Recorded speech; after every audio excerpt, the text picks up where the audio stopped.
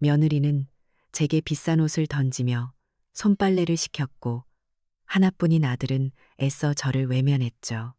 평생을 바친 시어머니를 짐짝 취급하며 결국 문 밖으로 내쫓더군요. 하지만 그 차가운 복도에서 저는 눈물을 흘리지 않았습니다. 모든 것을 되돌려줄 진짜 시작은 바로 그날이었으니까요. 끝까지 지켜봐 주세요. 네, 친구에게 제 이야기를 들려주듯이 한번 풀어볼게요. 제 하루는 보통 서울에서 가장 먼저 깨어나는 빛을 맞으며 시작돼요. 유리와 강철로 만들어진 거대한 칼날 같다고 할까요? 제가 일하는 38층짜리 대림타워는 새벽의 여명을 가장 먼저 온몸으로 받아내거든요.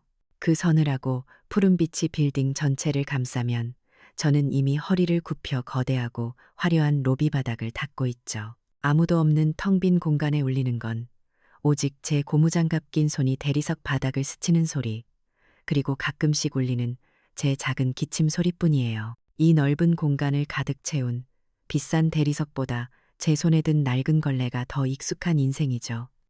밤새 쌓인 아주 작은 먼지 하나라도 용납할 수 없다는 듯이 저는 광택제를 뿌리고 또 닦아내요. 제 얼굴이 비칠 정도로 반짝이는 바닥을 보고 있으면 아주 잠깐 이 거대한 성의 주인이 된 것 같은 착각에 빠지기도 해요. 하지만 그건 정말 아주 잠깐뿐이죠. 곧 해가 완전히 떠오르고 값비싼 차들이 물밀듯이 지하 주차장으로 들어오기 시작하면 제 시간은 끝나요. 잘 다려진 양복과 명품 구두를 신은 사람들이 제가 밤새 닦아놓은 바닥 위를 당당하게 걸어 들어올 때 저는 조용히 청소 도구들과 함께 벽의 그림자 속으로 사라져야 하거든요. 그들은 저를 보지 못해요. 아니, 보려고 하지 않는다는 게 더 정확하겠네요.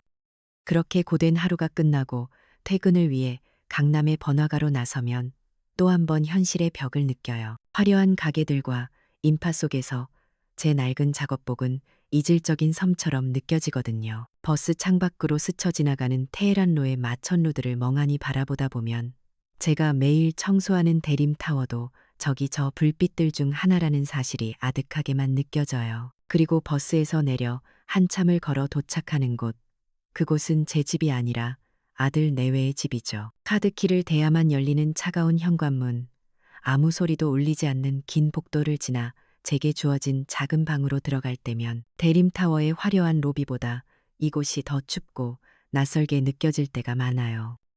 불과 1년 전만 해도 제게는 작지만 따뜻한 제 집이 있었어요. 볕이 잘 드는 작은 마당도 있었고 장독대에는 제가 직접 담근 된장, 고추장이 맛있게 익어가고 있었죠. 그런데 어느 날 며느리인 서연이가 정말 천사 같은 얼굴로 제 손을 잡더라고요. 어머니, 이 낡은 집에서 혼자 얼마나 고생이 많으세요. 다 정리하고 저희랑 같이 살아요. 제가 아들보다 더 잘 모실게요. 그 말에 얼마나 눈물이 났는지 몰라요. 하나뿐인 아들, 준혁이 장가 보내고 내심 외로웠는데 저렇게 예쁜 며느리가 곁에서 살자고 하니 마다할 이유가 없었죠. 평생 고생만 한 것 같았는데 이제 늙어서 아들 내외 덕 좀 보나 보다.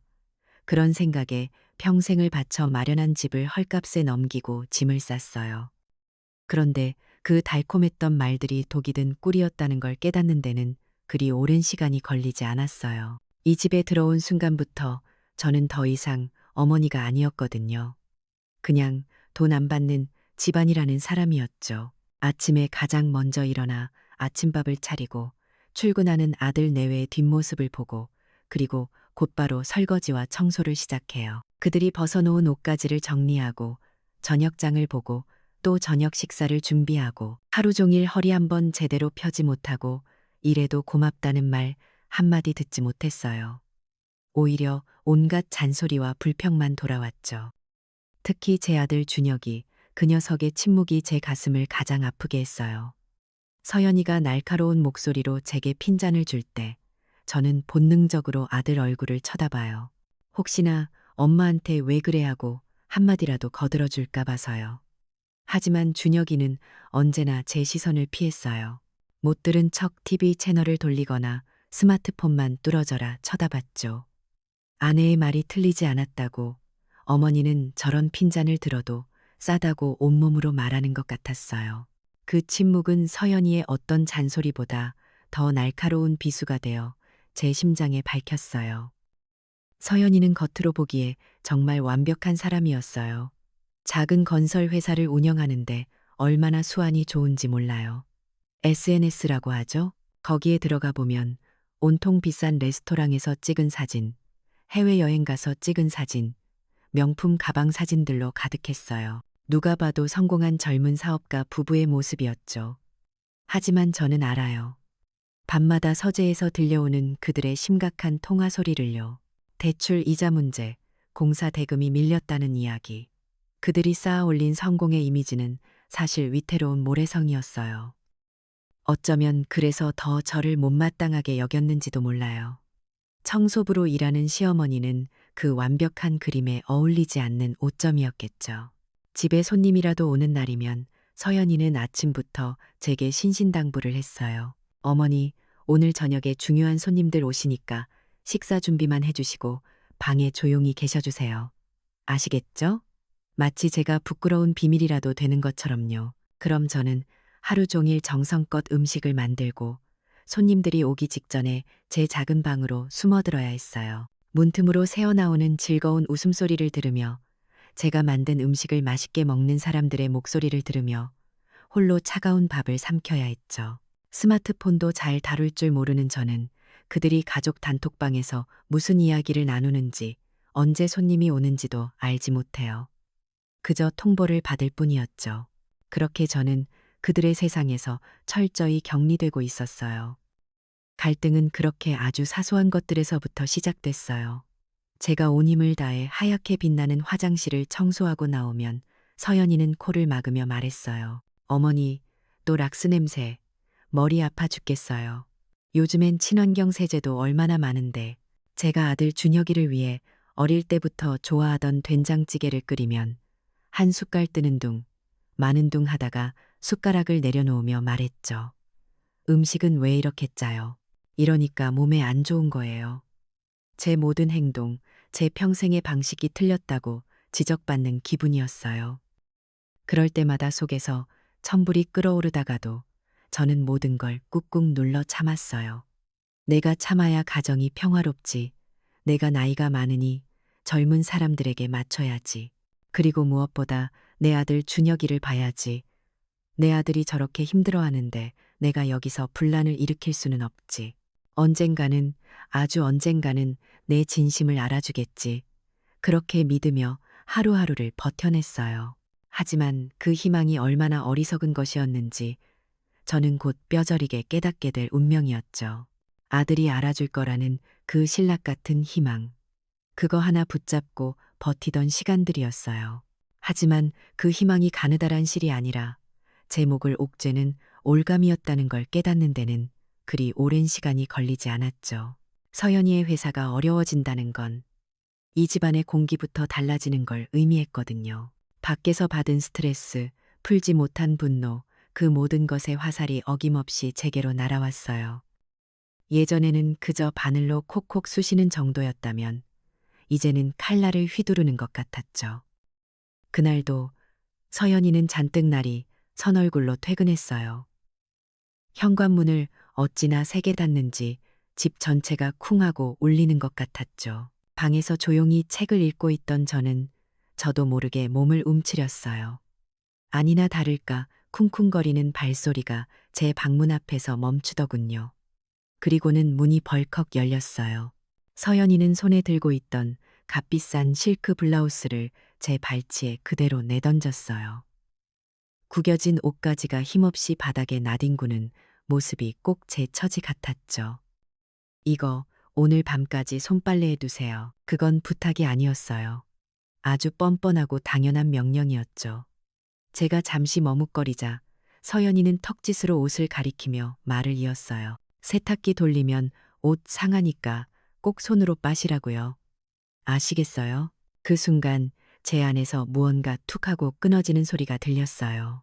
하지만 저는 아무 말도 하지 못했죠. 그저 묵묵히 고개를 끄덕이고 바닥에 떨어진 옷을 주워들었어요. 차가운 화장실 바닥에 쪼그려 앉아 섬세한 옷감을 조심스럽게 빨면서 제 손등 위로 뜨거운 눈물이 뚝뚝 떨어졌어요.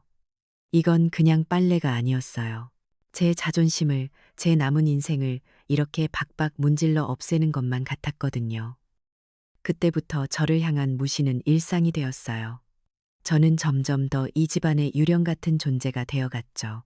특히 중요한 이야기나 결정이 오가는 순간이면 저는 완벽한 투명 인간이 되었어요. 저녁 식탁에서 아들 내외가 새로운 사업 계획이나 주말 여행에 대해 열띤 대화를 나눌 때 저는 그저 맞은편에 앉아 소리 없이 밥만 먹어야 했어요. 마치 제가 그 자리에 없는 사람처럼 그들은 제 머리 위로 대화를 주고받았죠. 제가 혹시라도 의견을 내려고 하면 서연이는 기다렸다는 듯이 말을 잘랐어요. 어머니는 어차피 이런 얘기 잘 모르시잖아요. 그 말은 사실이었기에 더 아팠어요. 제가 모르는 세상 이야기, 제가 끼어들 수 없는 그들만의 세계. 그 말 한마디는 저와 아들 내외 사이에 넘을 수 없는 거대한 벽을 쌓아 올렸어요. 저는 평생 가족을 위해 희생하고 가족이 세상의 전부라고 믿고 살아왔는데 그들은 개인의 성공과 행복이 더 중요한 사람들이었죠. 제가 살아온 세상의 가치관은 이 현대적이고 화려한 아파트 안에서 구시대의 유물처럼 취급받고 있었어요.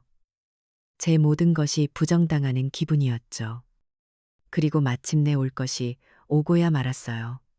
그날은 이상하게 집안이 너무 조용했어요. 폭풍전야처럼요.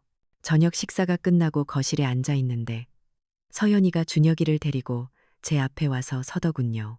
평소의 날카로움 대신 이상할 정도로 차분하고 이성적인 목소리로 입을 열었어요.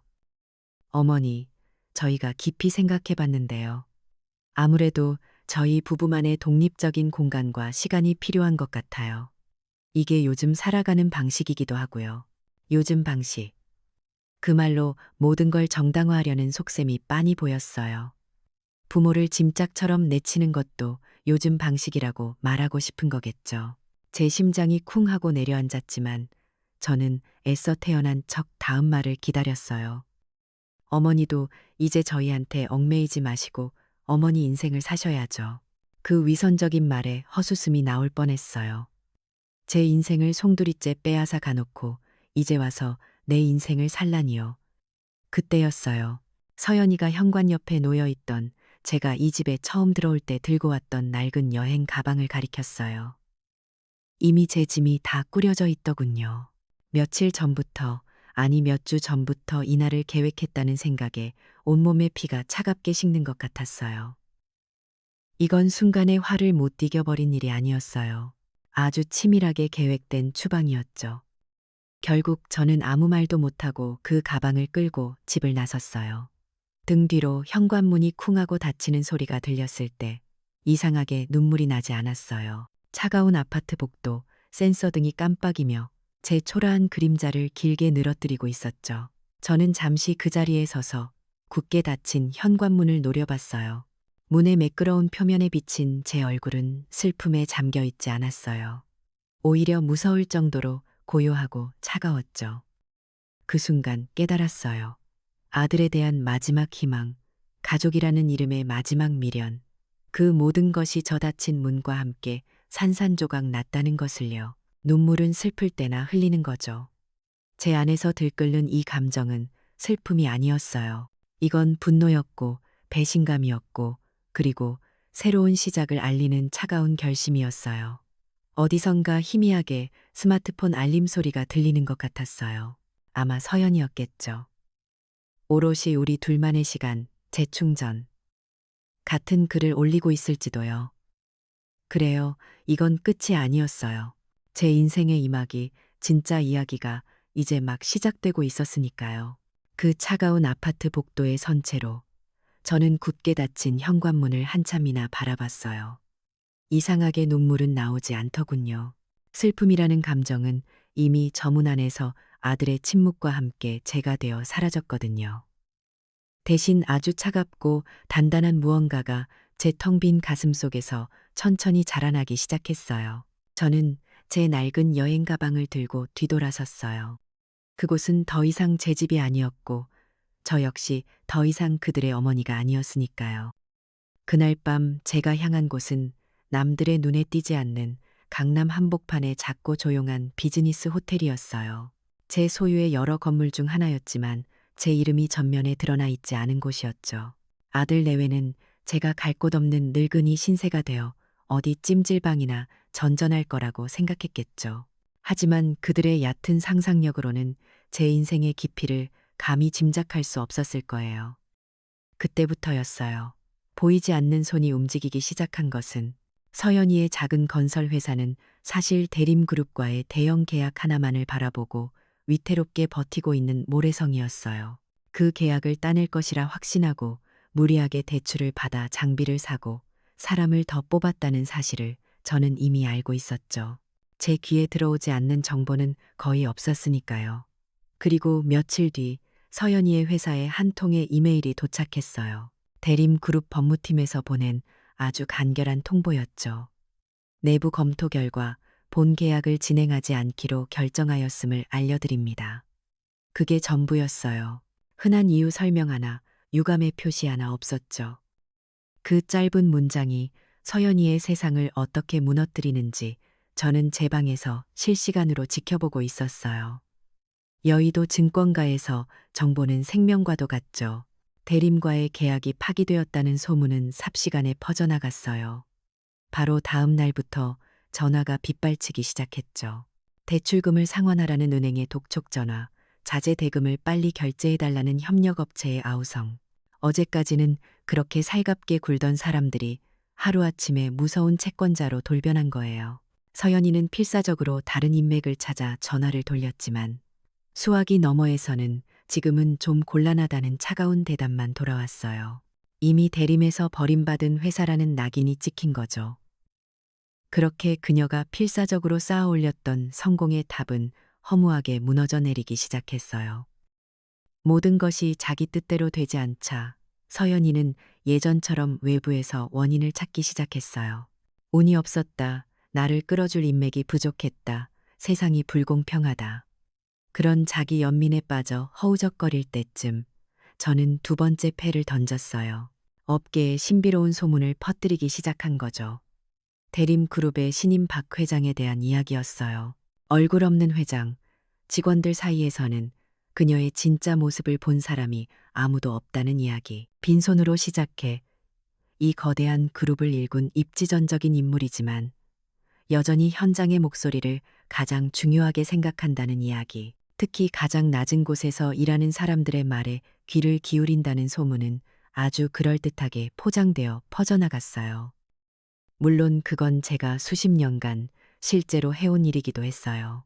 다만 사업적인 조언을 얻기 위해서가 아니라 제국의 뿌리가 썩지 않도록 살피기 위함이었죠. 이 소문은 절망에 빠진 서연이에게 마지막 동아줄처럼 느껴졌을 거예요. 아니나 다를까 그녀가 마지막으로 찾아간 한 사업 파트너의 입에서 제가 원했던 바로 그 말이 흘러나왔어요. 방법이 아주 없는 건 아닐지도. 업계에 이상한 소문이 하나 있긴 하더군. 대림박 회장의 진짜 눈과 귀는 그 타워에서 가장 오래 일한 청소부라는 얘기 말이야. 그 사람을 통하면 회장에게 연이 닿을 수도 있다는 뜬 소문이겠지만 그 말을 듣는 서연이의 눈빛이 어떻게 변했을지 저는 보지 않아도 알 수 있었어요. 이제 무대는 완벽하게 준비되었죠. 여기서 제 이야기를 잠깐 해야겠네요.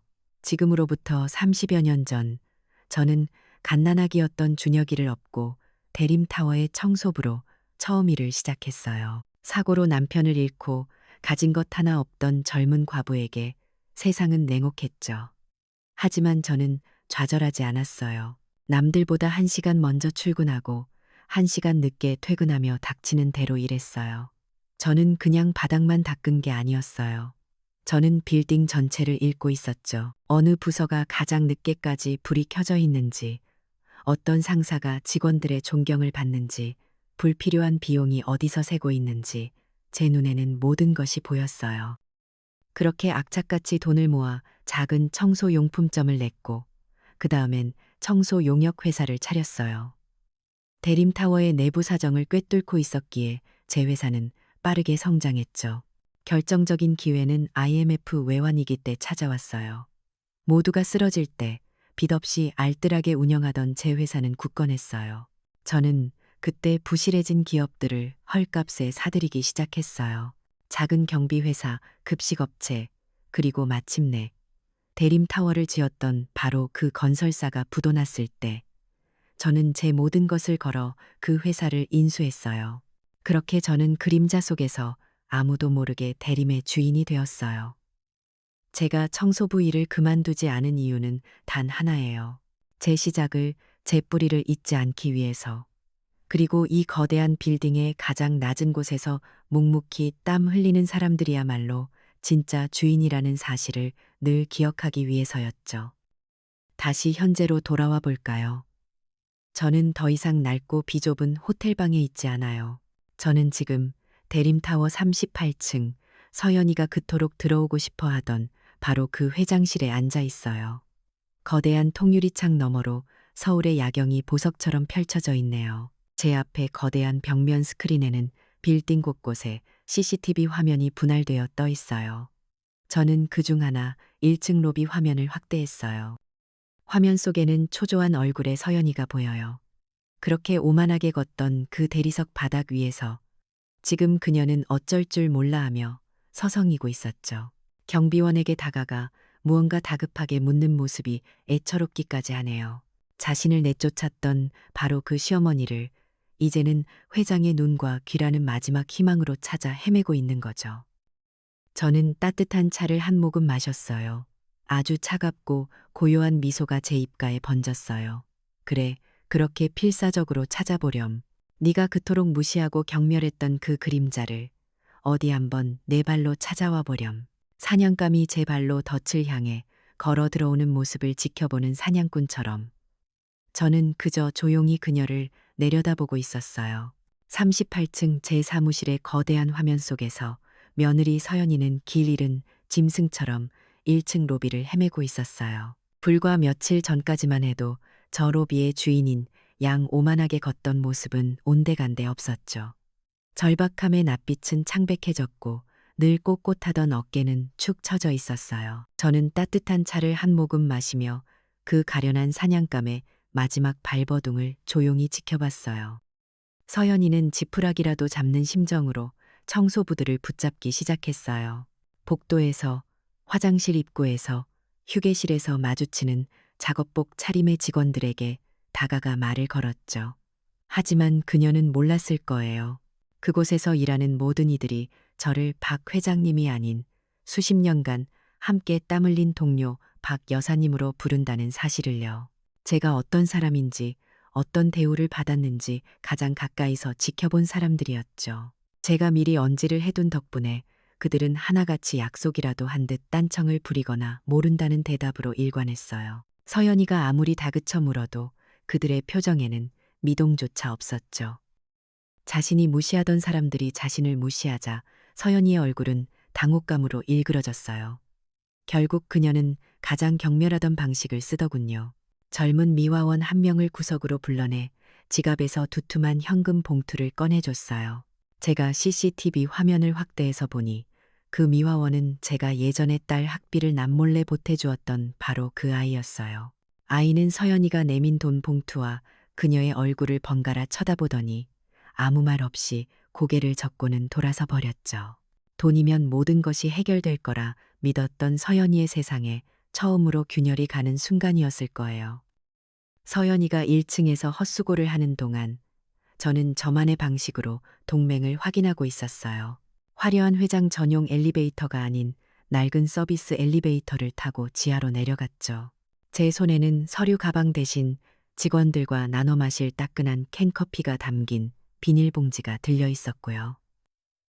제가 향한 곳은 시설관리팀장의 비좁은 사무실이었어요. 그곳에는 25년간 대림타워의 철문을 지켜온 경비팀장 김 씨와 배관공으로 시작해 지금의 자리에 오른 시설팀장 최 씨가 저를 기다리고 있었죠. 그들은 제게 깍듯이 허리를 숙였지만 우리의 대화는 회장과 부하 직원의 것이 아니었어요. 수십 년간 동고동락한 동료의 대화였죠. 박 여사님, 그 며느리라는 사람이 아주 제정신이 아니던데요. 김 팀장이 혀를 차며 서연이의 움직임을 보고했어요. 저는 그들의 보고를 조용히 들으며 앞으로의 계획을 간단히 전달했어요. 제가 원하는 건 단 하나. 서연이가 제 발로 공식적인 절차를 밟아 저를 찾아오게 만드는 것이었죠. 그들은 제 뜻을 정확히 이해하고 고개를 끄덕였어요. 돈으로 산 충성심이 아닌 세월과 신뢰로 다져진 이 끈끈한 유대감이야말로 제 가장 강력한 무기였어요. 며칠간의 수소가 허사로 돌아가자 서연이는 마침내 다른 방법을 생각해냈어요. 전설의 청소부가 정말 중요한 인물이라면 회사에 공식적인 기록이 남아있을 거라는 생각에 미친 거죠. 저는 CCTV를 통해 서연이가 1층 안내 데스크를 거쳐 인사팀으로 그리고 마침내 38층의 회장 비서실로 향하는 것을 지켜봤어요. 모든 것이 제 계획대로였죠. 제 비서인 이 실장은 제가 직접 뽑은 아주 영민하고 충성심 강한 젊은 직원이에요. 이 실장은 잔뜩 상기된 얼굴로 찾아온 서연이를 아주 정중하고 무미건조한 태도로 맞이했죠. 가장 오래 근무하신 미화원분과 면담을 주선해 주십시오. 저희 회사에 사활이 걸린 문제입니다. 서연이의 절박한 요청에 이 실장은 제게 배운 그대로 응대했어요. 잠시 자리를 비워 저와 내선 통화를 하는 척했고 서연이의 애를 태울 만큼 태운 뒤에야 자리로 돌아왔죠. 이 실장은 완벽한 포커페이스를 유지하며 입을 열었어요. 대표님의 상황과 요청에 대해 회장님께 보고드렸습니다. 그 말에 서연이의 눈이 번쩍 뜨이는 게 화면 너머로도 느껴졌어요.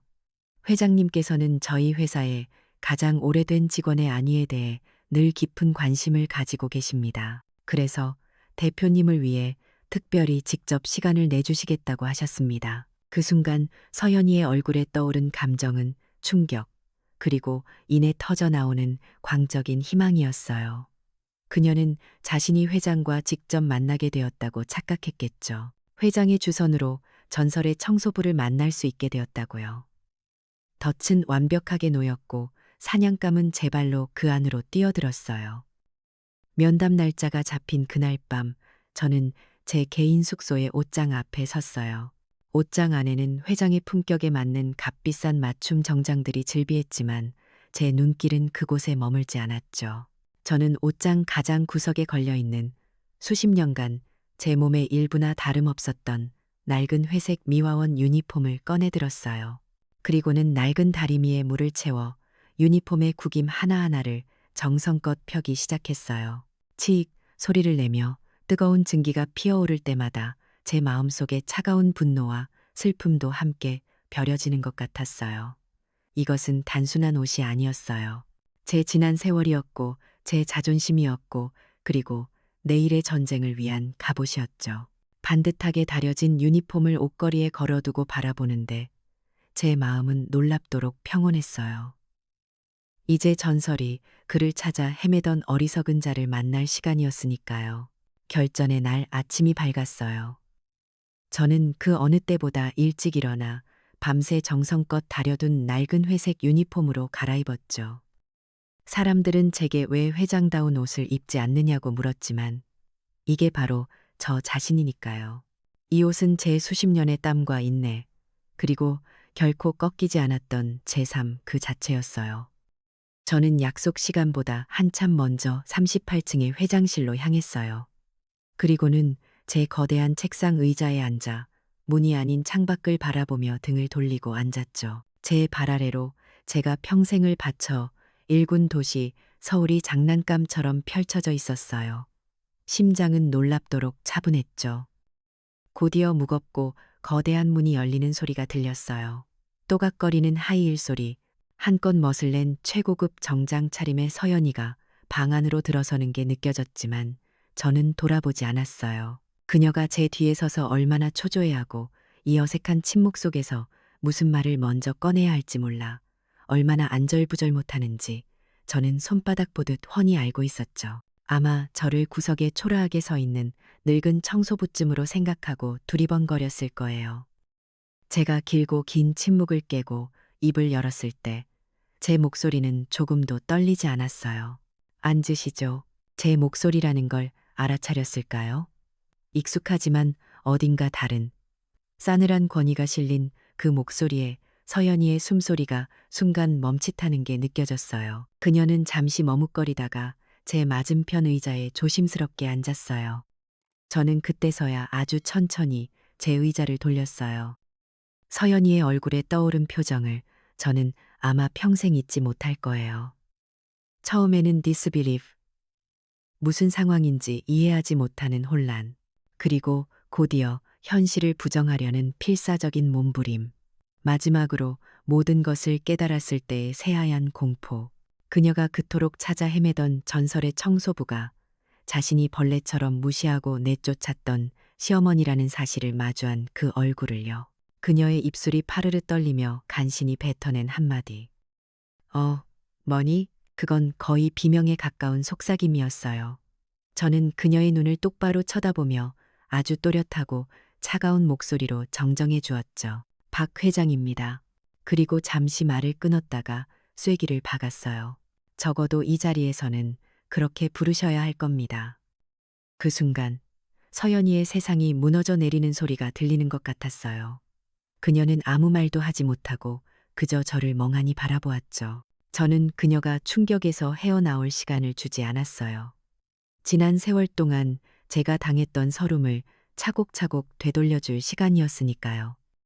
저는 아주 차분한 목소리로 말을 이었어요. 당신 회사가 왜 대림과의 계약에서 탈락했는지 궁금해서 오셨겠죠. 저는 잠시 찻잔을 들어 향을 음미한 뒤 다시 그녀를 바라봤어요. 당신은 내게서 노인 냄새가 난다고 했지. 늙은이는 쓸모없고 집안의 짐만 되는 존재라고도 했고. 제 입에서 그녀가 뱉었던 말들이 그대로 흘러나오자 서연이의 얼굴이 점차 하얗게 질려갔어요. 대림그룹은 사람에 대한 가장 기본적인 존중조차 없는 리더가 이끄는 회사와는 일할 수 없어. 그것만으로도 이미 충분한 사형 선고였겠지만 제 심판은 아직 끝나지 않았어요. 저는 책상 위에 작은 버튼 하나를 눌렀죠.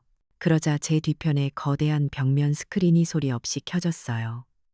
화면에 떠오른 것은 복잡한 은행 거래 내역과 익숙한 얼굴이 찍힌 지하 주차장의 CCTV 영상이었어요. 바로 제 아들, 준혁이었죠. 그리고 저건 당신 남편, 내 아들 준혁이가 지난 1년간 회사 자금을 어떻게 빼돌렸는지에 대한 증거요.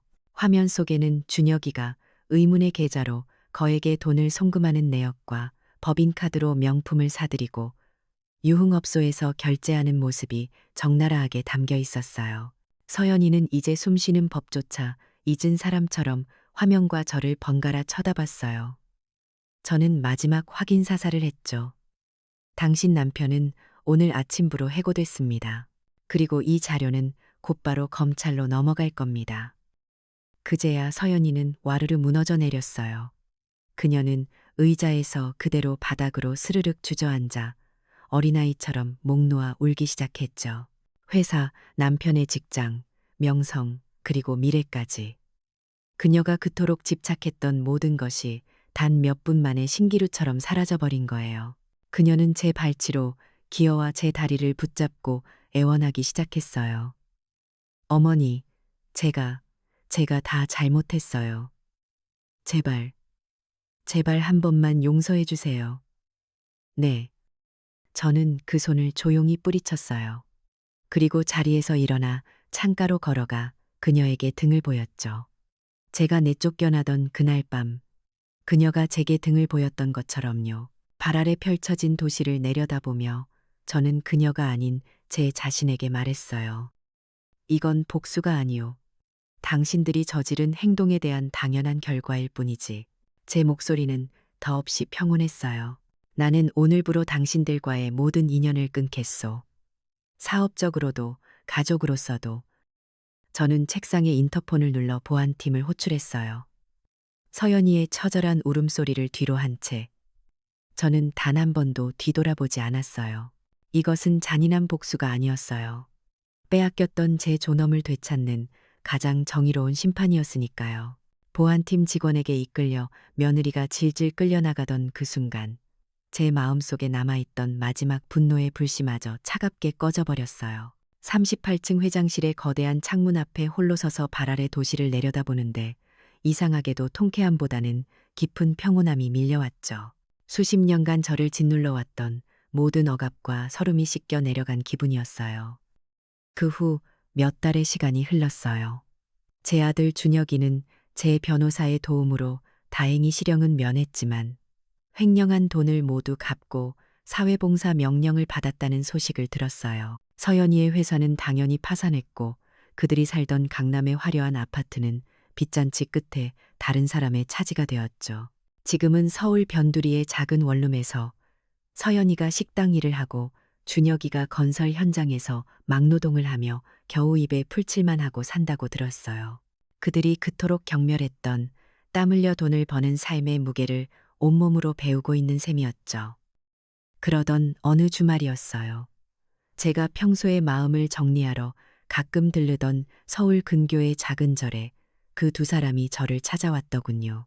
몇 달 사이에 얼마나 고생을 했던지 두 사람 다 헬쑥하고 초라한 모습이었어요. 그들은 제 앞에 다가와 아무 말 없이 털썩 무릎을 꿇었어요. 그리고는 바닥에 이마를 대고 오랫동안 흐느꼈죠. 그들의 울음속에는 예전 같은 변명이나 원망이 섞여 있지 않았어요. 그저 뼈저린 후회와 뒤늦은 반성의 무게만이 느껴졌죠. 한참 뒤에야 고개를 든 서연이가 쉰 목소리로 입을 열었어요. 어머니, 아니, 회장님, 저희가 정말 죽을 죄를 지었습니다. 용서해달라는 말도 드릴 자격이 없는 거 압니다. 그냥 정말 죄송합니다. 옆에서 준혁이도 울음 섞인 목소리로 거들었죠. 어머니, 제가 평생 불효했습니다. 죄송합니다. 저는 무릎 꿇은 그들을 한참 동안 그저 내려다보기만 했어요. 제 마음속에서 용서라는 단어를 찾으려고 애썼지만 쉽지 않았어요. 상처는 그렇게 쉽게 아물지 않으니까요. 저는 찻잔을 내려놓고 조용히 말했어요. 용서는 내가 너희에게 주는 것이 아니라 너희가 앞으로의 삶으로 증명해내야 하는 것이다. 저는 그들을 일으켜 세우지 않았어요. 대신 한 가지 제안을 했죠. 너희가 진심으로 새롭게 시작하고 싶다면 기회는 주겠다. 작은 가게라도 열 수 있는 최소한의 돈을 빌려주마. 단, 그 돈은 반드시 이자를 쳐서 갚아야 하고 매주 주말마다 내가 세울 기관에 와서 봉사활동을 해야 한다. 그것은 값싼 동정이 아닌 재활을 위한 혹독한 마지막 기회였어요. 제 이야기는 어느새 언론을 통해 세상에 알려졌어요. 청소부 출신 여성 회장이라는 자극적인 제목으로 신문과 방송을 도배했죠. 저는 숨지 않았어요. 오히려 대림타워에서 공식적인 기자회견을 열었죠. 그날 저는 값비싼 정장이 아닌 소박하지만 품위 있는 원피스 차림으로 카메라 앞에 섰어요. 그리고 제 인생과 노동의 가치와 나이 든다는 것의 지혜에 대해 담담하게 이야기했어요. 그리고 그 자리에서 발표했죠. 대림그룹의 핵심 가치를 사람에 대한 존중으로 삼겠다고. 그 첫걸음으로 대림타워 내에 시니어 노동자 인권 및 복지센터를 설립하겠다고 선언했어요. 정년퇴직한 전문 인력들을 자문역으로 재고용하고 새로운 기술을 배우고 싶어하는 어르신들을 위한 직업 교육을 실시하며 법률 및 금융 상담을 무료로 제공하는 곳이었죠. 제 개인의 승리를 저와 같은 시대를 살아온 모든 어르신들을 위한 승리로 만들고 싶었어요. 또한 대림그룹 차원에서 전국의 노인정을 대상으로 디지털 교육 프로그램을 지원하겠다고 약속했죠. 그리고 다음 날 아침이었어요. 기자회견의 열기가 채가 시지 않은 이른 새벽, 저는 다시 저의 낡은 회색 유니폼을 입고 청소 카트를 밀며 대림타워의 로비에 나타났어요. 그 소식을 들은 임원들이 기겁하며 달려와 저를 말렸지만 저는 그저 웃으며 고개를 저었죠. 이곳이 제 시작이었고 제 초심이니까요. 제가 대리석 바닥을 천천히 닦아나가기 시작하자 직원들이 하나둘씩 출근하기 시작했어요. 그런데 예전과는 풍경이 완전히 달랐어요. 어색하게 저를 피하거나 못 본 척 지나치던 그 누구도 없었죠. 갓 입사한 젊은 신입사원부터 늘 거만하게 걷던 총괄사장까지 저와 마주치는 모든 사람들이 걸음을 멈추고 제게 깊이 허리를 숙여 인사를 건넸어요. 회장님, 좋은 아침입니다. 그들의 인사에는 이제 두려움이나 아첨이 아닌 진심 어린 존경이 담겨 있었어요. 저는 걸레질을 잠시 멈추고 그들을 향해 따뜻하게 웃으며 고개를 끄덕여 주었죠. 저는 이제 더 이상 침묵의 그림자가 아니에요. 저는 이 거대한 빌딩의 심장이자 뿌리이며 살아있는 전설이 되었죠. 제 존재 자체가 노동의 신성함과 꺾이지 않는 존엄의 가치를 증명하는 대림그룹의 새로운 경영 철학이 된 거예요. 제 진짜 일은 어쩌면 이제부터가 진짜 시작일지도 모르겠네요. 결국 인생은 다 뿌린 대로 거두는 법인가 봐요. 부모의 희생 위에 세운 오만함은 제 발등을 찍는 도끼가 되고 묵묵히 자신의 가치를 지킨 지혜는 가장 높은 곳에서 스스로 빛을 내는 법이니까요. 진정한 존엄은 그 누구도 빼앗아 갈 수 없는 것이죠.